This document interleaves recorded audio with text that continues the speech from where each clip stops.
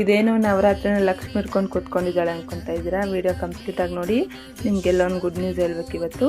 ಹಾಗೆ ಇವತ್ತು ನವರಾತ್ರಿ 2ನೇ ದಿನ. ರೆಡ್ ಕಲರ್ ಸ್ಯಾರಿ ಮತ್ತು ನೈವೇದ್ಯ ಬಂದು ಪಂಚಾಮೃತ. ಆವಾಗಲೂ ನವರಾತ್ರಿ ಸ್ಟಾರ್ಟ್ ಆಗೋಷ್ಟರಲ್ಲೇ ಊರಲ್ಲೇ ಇರ್ತಾ ಇದ್ವಿ. ಈ ಸಾರಿ ಎಕ್ಸಾಮ್ಸ್ ಎಲ್ಲ ಸ್ವಲ್ಪ ಲೇಟ್ ಆಗಿರೋದ್ರಿಂದ ಇನ್ನೂ ಇಲ್ಲೇ ಇದ್ದೀವಿ.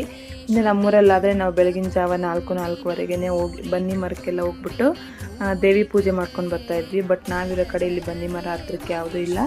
ದೂರನೂ ಆಲ್ಮೋಸ್ಟ್ ಯಾವುದೂ ನಾನು ನೋಡೇ ಇಲ್ಲ ನಮ್ಮ ಏರಿಯಾದಲ್ಲಿ. ಅದಕ್ಕೆ ಮಂಗಳವಾರ ಬೇರೆ ಇದೆ, ದೇವಿ ಗುಡಿಗೆ ಹೋಗಿ ಬರೋಣ ಅಂತ ಹೇಳ್ಬಿಟ್ಟು ನಾನು ಯಾವಾಗಲೂ ಹೋಗ್ತೀನಲ್ಲ ಮಾರಿಕಾಂಬ ದೇವಸ್ಥಾನಕ್ಕೆ ಹೋಗಿದ್ದೆ. ಈ ದೇವಸ್ಥಾನದ ಮುಂದೆನೇ ದೊಡ್ಡದು ದುರ್ಗಾದೇವಿ ವಿಗ್ರಹ ಕೂರಿಸಿದ್ದಾರೆ.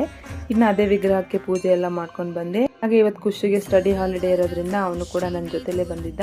ಇನ್ನು ಗುಡ್ ನ್ಯೂಸ್ ಏನಪ್ಪ ಅಂದರೆ ನನಗೆ ಬ್ಲಾಗ್ಸ್ ಎಲ್ಲ ಮಾಡ್ತೀನಲ್ಲ, ಅದಕ್ಕೆ ಇನ್ಸ್ಟಾಗ್ರಾಮಿಂದ ಪೇಮೆಂಟ್ ಎಲ್ಲ ಬಂದಿತ್ತು. ಅದ್ರ ಫುಲ್ ಡೀಟೇಲ್ಸ್ ನಾನು ಯೂಟ್ಯೂಬಲ್ಲಿ ಅಪ್ಲೋಡ್ ಮಾಡಿದ್ದೀನಿ ನೋಡಿ. ನಾಳೆ ನೀಲಿ ಬಣ್ಣ ಹಾಗೆ ನೈವೇದ್ಯಕ್ಕೆ ಹಾಲು ಇಡಬೇಕು. ಬರೀ ಹಾಲಿಲ್ಲ ಅಂದರೆ ಹಾಲಿಂದ ಯಾವುದಾದ್ರೂ ಐಟಮ್ ಇಡ್ಬೋದು. Thank you.